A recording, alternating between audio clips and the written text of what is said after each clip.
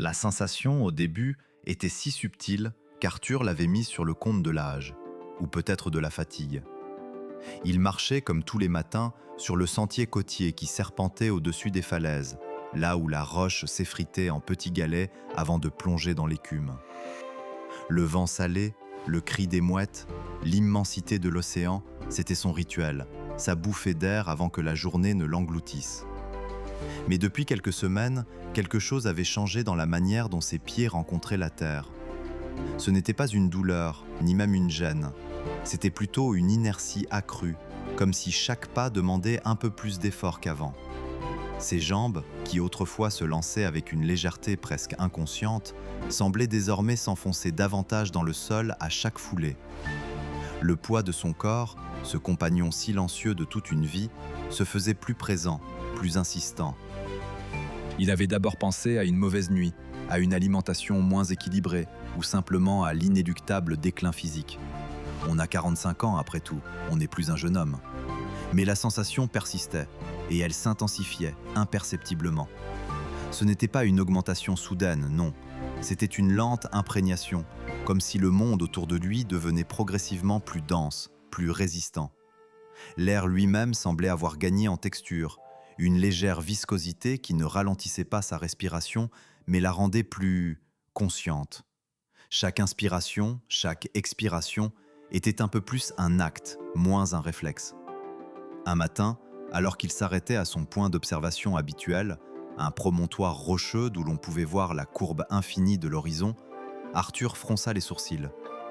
Il avait l'habitude de cette vue, connaissait chaque nuance de bleu, chaque reflet argenté du soleil sur l'eau. Mais ce jour-là, l'horizon lui parut différent. Il était plus proche. Ou du moins, la courbure de la Terre semblait plus prononcée, plus évidente, comme si la sphère sur laquelle il se tenait avait été légèrement compressée, rendant sa rotondité plus palpable. Il secoua la tête, une illusion d'optique sans doute. La brume matinale jouait parfois des tours. Il ferma les yeux, respira profondément l'air iodé, puis les rouvrit. Non, l'horizon était là, net, mais sa ligne, au lieu de s'étirer vers une infinité lointaine, semblait ramener le regard vers le sol, comme si le monde se refermait un peu sur lui-même. C'était une observation étrange, une dissonance dans son paysage mental familier. Il continua sa marche, un nouveau fardeau dans l'esprit. La journée de travail ne fit qu'accentuer son malaise. Les objets sur son bureau, les dossiers qu'il soulevait, même la tasse de café qu'il portait à ses lèvres, tout semblait avoir acquis une masse supplémentaire, une résistance sourde. Il se sentait lourd, non pas de fatigue, mais d'une nouvelle sorte de gravité. Le soir, chez lui, il tenta de se raisonner. Il se pencha sur son ordinateur, cherchant des articles sur la perception visuelle, les illusions d'optique, les effets du vieillissement sur la proprioception. Rien ne correspondait. Il sortit sur son petit balcon, le regard levé vers le ciel. La lune. Elle était pleine ce soir-là, un disque d'argent éclatant, et elle lui parut plus grande, plus proche. Son disque semblait avoir légèrement gonflé, occupant une fraction plus importante de la voûte céleste. Un frisson lui parcourut l'échine. Ce n'était plus seulement son corps, ni l'horizon. C'était le cosmos lui-même qui semblait se réajuster, se reconfigurer autour de lui. Il se sentit ridicule. Était-il en train de perdre la tête? Les contes de son enfance, où les géants marchaient sur une terre minuscule, lui revinrent à l'esprit. Mais il n'était pas un géant. Il était Arthur, un homme ordinaire, et la terre, elle, semblait devenir gigantesque.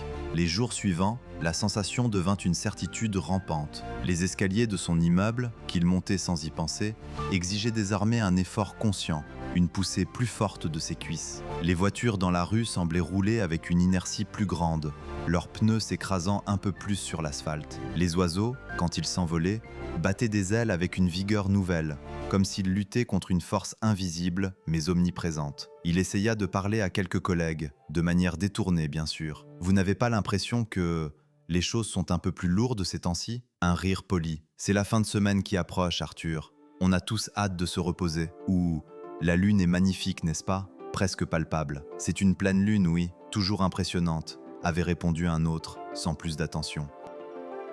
Personne ne semblait remarquer ce qu'il percevait, ou peut-être que personne n'osait l'admettre. Il commença à se sentir isolé dans cette nouvelle réalité. Ses sens, autrefois si fiables, le mettaient face à un monde que les autres ne voyaient pas ou refusaient de voir. Un après-midi, il regarda un enfant jouer dans un parc. Le petit, à peine capable de marcher, trébuchait plus souvent qu'à l'accoutumée, ses petites jambes peinant à se relever.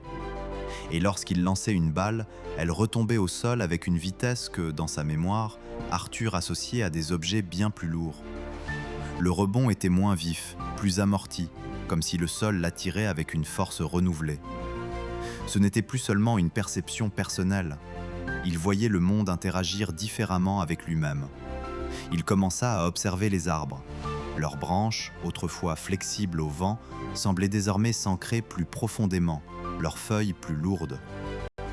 Les forêts qu'il aimait tant lui paraissaient plus massives, plus imposantes, comme si chaque tronc, chaque feuille, chaque brin d'herbe avait gagné en substance. La terre ne devenait pas seulement plus grande, elle devenait plus dense, plus présente. La nuit, les étoiles scintillaient avec une intensité familière, mais le vide entre elles semblait plus profond, plus vaste. Comme si le cosmos s'était étiré pour accueillir une Terre en expansion, ou que la Terre, en s'étirant, avait créé un nouveau rapport à l'espace. Il se sentait à la fois écrasé par la nouvelle gravité et enivré par l'ampleur grandissante du monde. Il n'y avait pas de chaos, pas de catastrophe visible, pas de tremblement de terre, pas de raz-de-marée soudain, juste cette lente, inexorable transformation. Une marche silencieuse vers une nouvelle échelle. Les villes continuaient de s'agiter, les gens de vaquer à leurs occupations, inconscients ou indifférents. Mais Arthur, lui, sentait le monde respirer, grandir sous ses pieds. Et il ne savait pas s'il devait avoir peur ou simplement s'émerveiller. Il était un témoin silencieux d'une métamorphose planétaire, une expérience intime de l'indicible. Il pensa aux cartes géographiques. Si la Terre devenait 2 fois plus grande, comment cela se traduirait-il sur une carte ? Les distances, bien sûr, seraient immenses. Un voyage d'un continent à l'autre prendrait des jours, des semaines. Mais ce n'était pas seulement une question de kilomètres, c'était une question d'échelle de l'existence. Chaque pas, chaque trajet, chaque effort devenait plus significatif, plus lourd de sens. Le monde se défaisait de sa petitesse relative, de sa commodité, pour embrasser une grandeur oubliée, les océans. Il les imaginait vastes et profonds, leurs vagues s'élevant avec une puissance accrue, leur profondeur s'étendant vers des abysses encore plus insondables. Les montagnes, plus imposantes, leurs sommets tutoyant les cieux avec une majesté renouvelée. L'air, plus dense, porterait les sons différemment, les atténuant ou les amplifiant selon la distance. La météo elle-même, avec ses systèmes de pression et de vent, serait affectée. Arthur se sentait comme un personnage dans un tableau qui, sous ses yeux, se redimensionnait, révélant des détails insoupçonnés, des textures plus riches. Il n'était plus seulement un habitant de la Terre, il était un habitant d'une Terre en pleine croissance, un être qui s'adaptait, malgré lui, à une nouvelle réalité physique. Le silence des autres face à cette transformation le rendait d'autant plus conscient de sa propre perception. Était-il le seul à ressentir ce glissement tectonique de la réalité ? Ou bien étaient-ils tous en train de l'expérimenter, chacun à sa manière, sans oser briser le voile de l'ordinaire ? La vie quotidienne, pour la plupart, continuait son cours. Les enfants allaient à l'école, les adultes au travail, les amoureux se tenaient la main. Mais pour Arthur, chaque geste était désormais une danse avec une gravité nouvelle, chaque regard une interrogation sur la démesure grandissante du monde. L'imperceptible était devenu palpable, et l'ordinaire, extraordinaire. C'était une transformation lente, presque douce, mais qui remettait en question tout ce qu'il croyait savoir sur son propre corps et sur l'environnement qui l'entourait. Le monde n'était plus un simple décor, il était un acteur, en pleine métamorphose. Et Arthur, lui, était un simple spectateur, contraint d'apprendre une nouvelle façon d'exister. La Terre, elle, semblait devenir gigantesque, plus dense, plus présente, et le monde n'était plus un simple décor. Il était un acteur, en pleine métamorphose, silencieuse et inéluctable. Arthur s'adaptait, contraint, à cette nouvelle réalité physique, à cette gravité renouvelée qui tirait chaque fibre de son être vers un centre de plus en plus puissant. Le matin suivant, le réveil fut une épreuve à part entière. Sortir du lit n'était plus un simple mouvement, mais un acte de volonté, une lutte contre une inertie accrue qui semblait avoir imprégné les draps, le matelas et ses propres membres. Ses pieds, lorsqu'ils touchèrent le sol, s'enfoncèrent imperceptiblement, comme si le plancher lui-même avait gagné en souplesse, ou plutôt, comme si Arthur, subitement, était devenu plus lourd. Chaque pas vers la salle de bain résonnait d'une nouvelle pesanteur. L'eau de la douche, jaillissant du pommeau, frappait sa peau avec une force plus affirmée, chaque goutte semblant porter un poids nouveau. Le savon glissait avec une viscosité plus prononcée, et le mouvement de ses bras pour se frotter était comme nager dans un liquide plus épais. Dans la cuisine, la cafetière, toujours la même, semblait ancrée à jamais sur le comptoir. La soulever pour la remplir d'eau exigeait un effort que son corps, même après 45 années d'existence, ne reconnaissait pas. Ses muscles tiraient, ses articulations craquaient sous cette demande inattendue. Le café lui-même, une fois infusé, dégageait une vapeur plus dense, plus opaque, et le liquide semblait se verser plus lentement dans sa tasse, traînant comme un sirop épais. Chaque gorgée, plus riche, plus amère, laissait en bouche une impression de substance accrue. C'était comme si la matière elle-même, sous toutes ses formes, avait gagné en concentration, en essence. Le trajet habituel pour se rendre au travail devint un calvaire. Les marches de l'escalier, autrefois gravies sans y penser, se transformèrent en paliers à conquérir. Chaque élévation de son corps était un défi, une bataille silencieuse contre cette force invisible qui le clouait au sol. Dans le bus, la sensation était encore plus étrange. Les secousses habituelles étaient amorties, comme si le véhicule, alourdi, épousait la route avec une adhérence nouvelle. Les passagers, dans leurs sièges, semblaient plus immobiles, plus enracinés. Les conversations flottaient dans l'air, mais les voix elles-mêmes semblaient plus profondes, les rires plus graves, comme si les ondes sonores se propageaient à travers un médium plus dense. Arthur regardait les visages autour de lui, cherchant une once de reconnaissance, un signe, un froncement de sourcils qui trahirait une perception similaire. Rien. Seulement l'indifférence habituelle, la routine inébranlable des âmes plongées dans leur quotidien. Il se sentait comme un étranger dans son propre corps, sur sa propre planète. Au bureau, l'ordinateur, les dossiers, les stylos, tout avait acquis une masse supplémentaire. Saisir un stylo demandait une intention plus nette, le poser sur une feuille, un geste plus délibéré, comme si l'air autour de lui, jadis léger et transparent, était devenu une sorte de gelée invisible, résistant à chaque mouvement. Les documents, empilés sur son bureau, formaient des monticules plus imposants, plus pesants. Arthur se retrouva à réorganiser ses gestes, à anticiper cette résistance nouvelle, à économiser son énergie. Il sentait ses épaules tendues, une fatigue inhabituelle s'installant dans le bas de son dos, une sorte d'épuisement perpétuel, non pas d'avoir trop fait, mais d'avoir simplement été. Il tenta une approche subtile avec un collègue, Marc, un homme pragmatique et terre-à-terre. « Tu ne trouves pas que l'air est un peu plus lourd ces temps-ci » demanda Arthur, tentant de masquer la véritable ampleur de sa question. Marc leva les yeux de son écran, un sourire amusé sur les lèvres. « L'air ? Non, Arthur, je crois que tu as juste besoin de vacances. » Ou peut-être que c'est la pression des dossiers qui te pèse, hein ? Le rire de Marc résonna, léger, insouciant. Arthur, lui, sentit un poids supplémentaire s'ajouter à son fardeau, celui de l'incompréhension, de l'isolement. Il réalisa, avec une certitude glaciale, qu'il était seul dans cette perception, ou du moins, seul à en être conscient. L'après-midi, il regarda par la fenêtre de son bureau. Les arbres du parc en face semblaient plus ancrés dans la terre, leurs troncs plus épais, leurs branches plus noueuses. Leurs feuilles, d'un vert profond, semblaient gorgées d'une sève plus dense, et leur bruissement dans le vent était un son plus grave, plus sourd. C'était comme si chaque tronc, chaque feuille, chaque brin d'herbe avait gagné en substance, en une sorte de plénitude matérielle. La brume matinale, quand elle persistait, ne se contentait plus de flotter. Elle semblait s'attarder, s'accrocher à l'air, donnant au paysage une texture presque palpable, comme un tableau peint avec une pâte plus épaisse. En rentrant chez lui, le sentier côtier l'appelait, comme un réflexe, une habitude ancrée. Mais cette fois, la promenade n'était plus une échappatoire, mais une confrontation. Chaque pas sur le sable mouillé était une lutte. Ses pieds s'enfonçaient plus profondément, le retrait était plus lent, plus laborieux. L'écume des vagues, jadis légère et éphémère, se retirait avec une traînée plus longue, plus visqueuse, comme si l'océan lui-même était devenu plus dense. Les falaises, qui se découpaient dans le ciel, semblaient plus massives, leurs strates géologiques plus prononcées, leurs ombres plus profondes. L'horizon, déjà plus proche, se resserrait davantage, comme si la courbure de la Terre s'était accentuée, rendant le monde plus contenu, plus intime, mais aussi plus oppressant. Et la Lune? Ah, la Lune!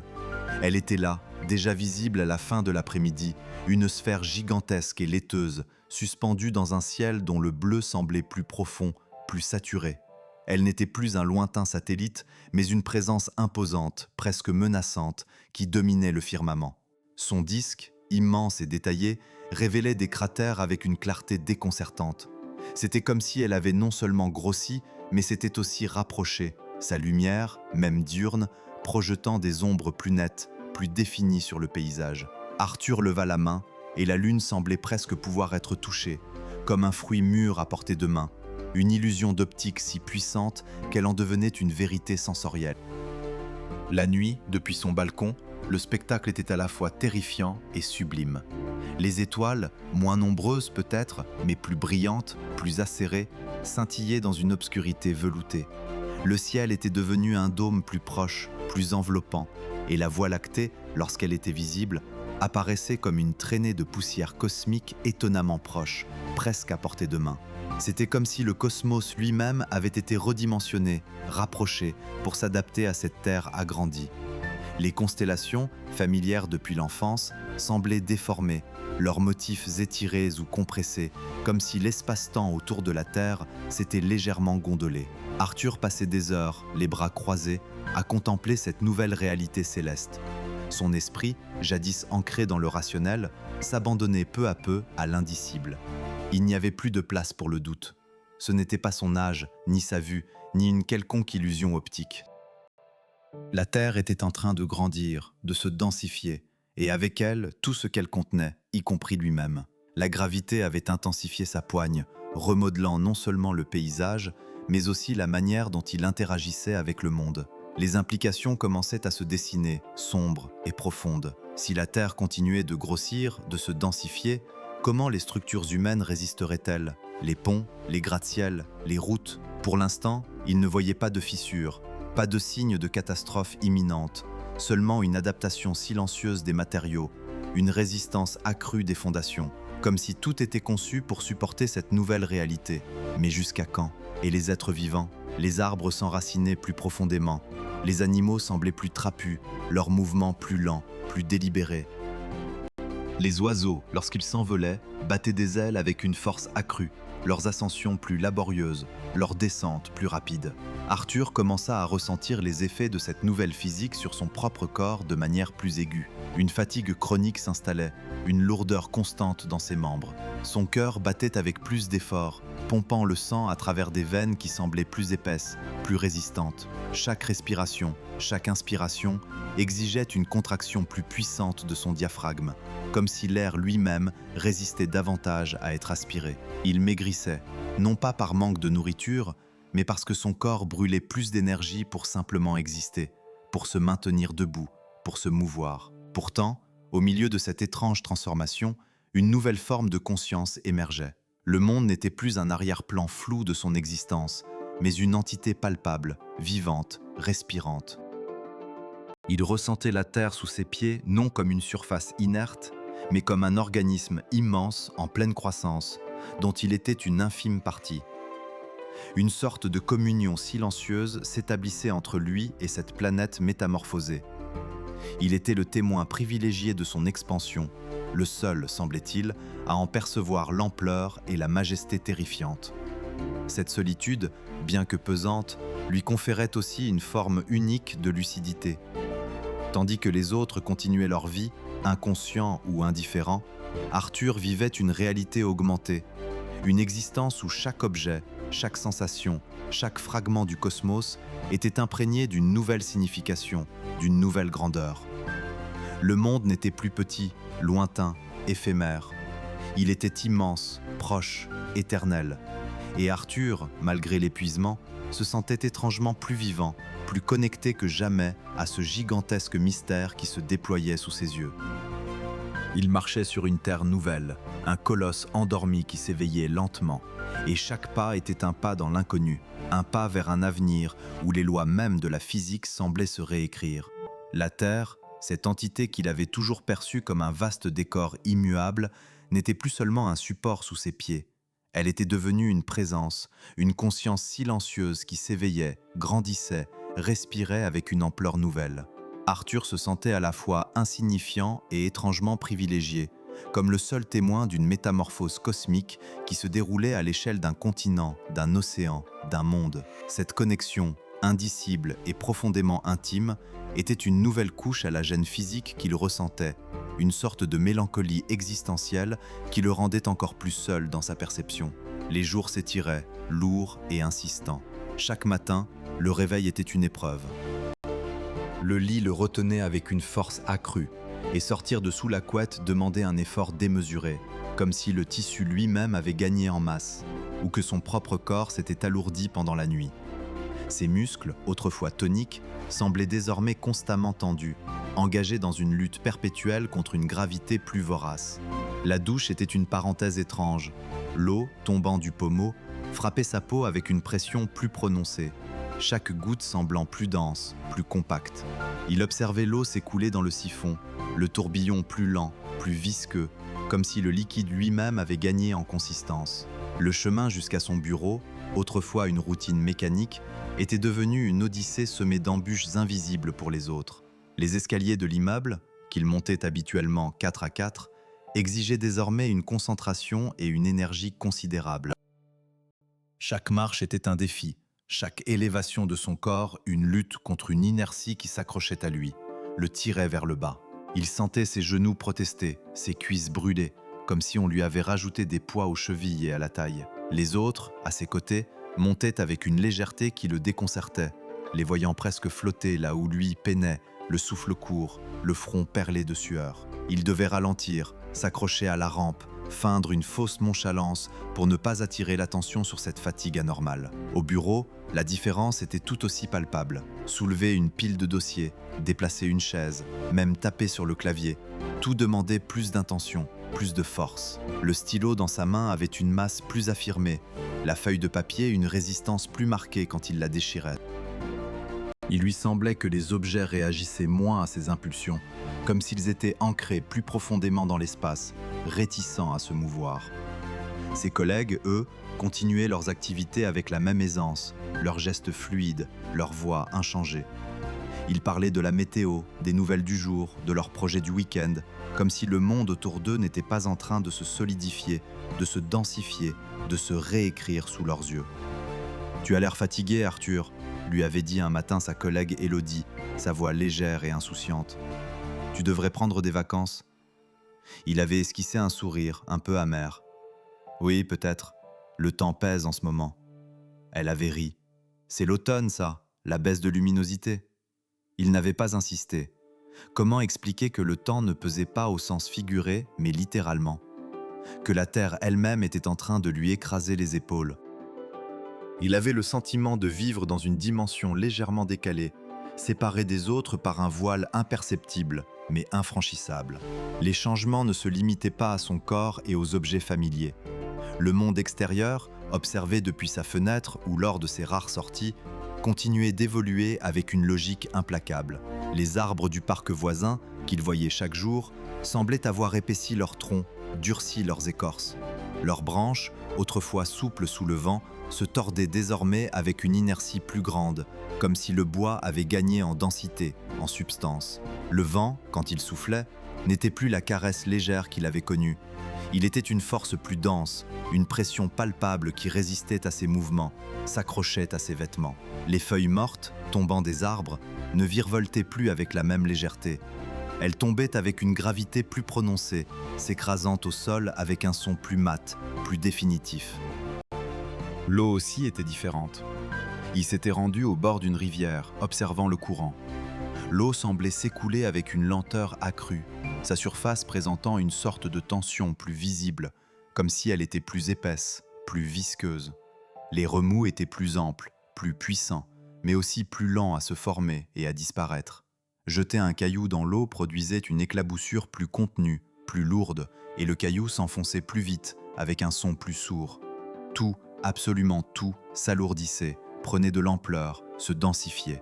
La nuit, le ciel était devenu son seul confident, son unique miroir à cette réalité transformée. La lune, plus grande, plus proche, plus détaillée, était une présence presque oppressante. Ses cratères, ses mers, ses montagnes étaient d'une netteté saisissante, comme si elle avait été déplacée de plusieurs centaines de milliers de kilomètres pour se positionner juste au-dessus de sa tête. Les étoiles, elles aussi, avaient gagné en intensité, en nombre. La Voie lactée, autrefois une traînée laiteuse et diffuse, était désormais un fleuve de diamants, chaque étoile distincte, scintillante, et l'ensemble des constellations semblait plus proche, plus immersif, comme s'il était plongé au cœur d'un tableau cosmique qui se redimensionnait autour de lui.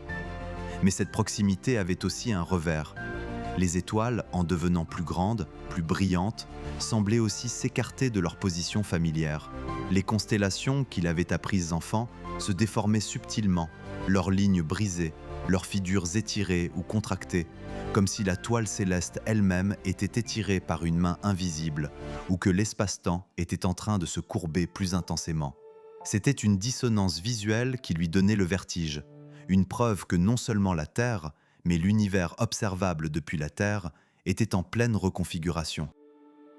Le cosmos lui-même semblait s'être rapproché, comme si la sphère céleste avait rapetissé pour s'adapter à la nouvelle grandeur de la Terre, ou que la Terre elle-même avait étiré ses perceptions au-delà de ses limites habituelles. Cette observation des étoiles déformées était particulièrement troublante. Elle suggérait que le phénomène n'était pas simplement une augmentation de la masse ou de la taille de la Terre, mais une modification plus profonde des lois fondamentales de la physique, ou du moins de la manière dont elles étaient perçues et interagissaient avec la matière. Si les distances stellaires semblaient se contracter et les constellations se modifier, cela impliquait une altération de l'espace-temps lui-même, une courbure plus prononcée qui rendait l'univers à la fois plus intime et plus étranger. C'était une pensée vertigineuse, une porte ouverte sur un abîme de questions sans réponse. La fatigue d'Arthur s'était muée en une lassitude chronique, une sensation d'être constamment sous pression, comme si son corps était une éponge gorgée d'eau, chaque mouvement exigeant un effort d'essorage. Son sommeil était agité, non pas par des cauchemars, mais par la sensation persistante d'être écrasé, retenu au matelas par une force invisible. Ses rêves étaient peuplés de paysages immenses, de falaises gigantesques, d'océans denses, de cieux où les étoiles roulaient comme des billes de verre. Il se réveillait épuisé, le corps endolori, comme s'il avait passé la nuit à soulever des montagnes. Il avait commencé à modifier ses habitudes, à s'adapter à cette nouvelle réalité. Il prenait systématiquement l'ascenseur, évitait les longues marches, privilégiait les transports en commun. Il avait réorganisé son appartement pour avoir les objets les plus utilisés à portée de main, minimisant les efforts de levage ou de déplacement. C'était une vie plus lente, plus mesurée, dictée par la nouvelle inertie du monde. Il se sentait comme un vieil homme avant l'heure, contraint à une existence ralentie, alors qu'il n'avait que 45 ans. Parfois, une colère sourde montait en lui. Pourquoi lui ? Pourquoi cette perception unique et isolante ? Pourquoi les autres restaient-ils aveugles à une transformation si monumentale ? Étaient-ils simplement incapables de la percevoir, leurs sens trop émoussés par la routine, leurs esprits trop occupés par la futilité du quotidien ? Ou y avait-il une forme de déni collectif, une incapacité à accepter une réalité qui défiait toute logique et toute science connue ? Il se sentait à la fois un prophète sans voix et un fou solitaire, condamné à porter le fardeau d'une vérité que personne d'autre ne voyait. Pourtant, au-delà de la fatigue et de l'isolement, il y avait aussi une forme d'émerveillement, une beauté étrange dans cette nouvelle ampleur. Le monde n'était plus un simple décor, il était une présence vivante, palpable, dont chaque élément résonnait avec une intensité nouvelle. Les couleurs semblaient plus profondes, les textures plus riches, les sons plus graves. C'était comme si le monde, en grandissant, avait gagné en substance, en profondeur, en âme. Il y avait une majesté nouvelle dans le paysage, une grandeur qui inspirait une forme de respect craintif. Il se tenait sur son balcon, une nuit, observant la lune gigantesque qui suspendait son orbe lourd dans le ciel velouté. Les étoiles scintillaient avec une ferveur inédite, et la Voie lactée était une cicatrice lumineuse traversant les terres. Il tendit une main vers le ciel, un geste futile, mais chargé de sens. Il n'était plus Arthur, l'homme ordinaire de 45 ans. Il était le témoin d'une création en cours, un observateur privilégié de la Terre qui devenait, sous ses yeux, une entité plus grande, plus dense, plus majestueuse. Il était un grain de sable sur une plage qui s'étendait à l'infini, mais un grain de sable qui avait la conscience de cette immensité. Et dans cette conscience, malgré la solitude et la fatigue, il y avait une paix étrange, l'acceptation d'une nouvelle réalité qui, par sa simple existence, redéfinissait tout ce qu'il croyait savoir. Le monde n'était pas en train de finir, il était en train de naître, et Arthur, sans le vouloir, en était le premier accoucheur silencieux. La Terre, pour Arthur, n'avait cessé de croître et de se densifier. Les jours s'étaient mués en mois, les mois en années, et chaque instant avait apporté son lot de poids supplémentaires, de ciel plus proche, d'horizons plus vastes. Les infrastructures du passé, fragiles et légères, avaient continué de s'affaisser sous cette gravité insidieuse que personne d'autre ne semblait reconnaître. Les mers, pour lui, s'étaient étendues, révélant de nouvelles terres que ses contemporains continuaient d'ignorer, vacantes à leur vie inchangée. Arthur, lui, avait appris à vivre dans ce monde doublé, où chaque pas était une victoire, chaque souffle une méditation. Aujourd'hui, Arthur ne se souvient presque plus du monde d'avant. Son corps s'est réécrit, chaque muscle est une corde tendue, chaque os une fondation solide. Il est plus petit, plus dense, un concentré d'humanité adapté à l'étreinte colossale de la Terre. Le souffle est profond, lent. Chaque inspiration un effort conscient qui nourrit une force insoupçonnée. Quand il marche, le sol résonne d'un pas lourd et mesuré, celui d'un homme qui porte le poids d'un monde entier. Les autres, toujours insensibles, continuent leur danse légère sur une terre qu'ils croient inchangée. Leurs voix lui parviennent comme des murmures lointains, leurs préoccupations comme des bulles éphémères dans l'air épais. Arthur les observe, parfois avec une douce pitié, parfois avec la sérénité d'un oracle qui connaît une vérité indicible. Son isolement n'est plus une souffrance, mais une singularité, le sceau d'une destinée unique. Il est le gardien silencieux d'une métamorphose que seul son cœur a pu embrasser. Le soleil se lève sur un horizon vaste, d'une courbure si prononcée qu'elle semble avaler les lointains. La lune, omniprésente, irradie une lumière crue qui sculpte les paysages d'ombre profonde. Les étoiles, innombrables et fixes, sont les repères d'un ciel nouveau, d'un cosmos qui a lui aussi étiré ses voiles. Le pourquoi de tout cela, la cause de cette expansion silencieuse, demeure un secret de l'univers, une énigme que la Terre, dans sa majesté doublée, garde pour elle. Mais Arthur n'en cherche plus la raison. Il est devenu la raison, la preuve vivante, le pont entre deux réalités. Il lève les yeux vers le ciel, ses pupilles adaptées à la densité de l'air, capables de percer les couches atmosphériques épaissies. Il voit les nuages, des masses lourdes qui rampent lentement comme d'anciens titans. Il sent le vent, une poussée puissante qui ne le fait plus vaciller. Il n'est plus un homme sur terre, mais un fragment d'aile, enraciné, indissociable. La peur s'est éteinte, la solitude s'est dissoute dans une communion profonde. Arthur est la terre est Arthur, dans son immensité doublée, son silence assourdissant, sa vérité écrasante. Il est le monde grandi, et il est enfin chez lui.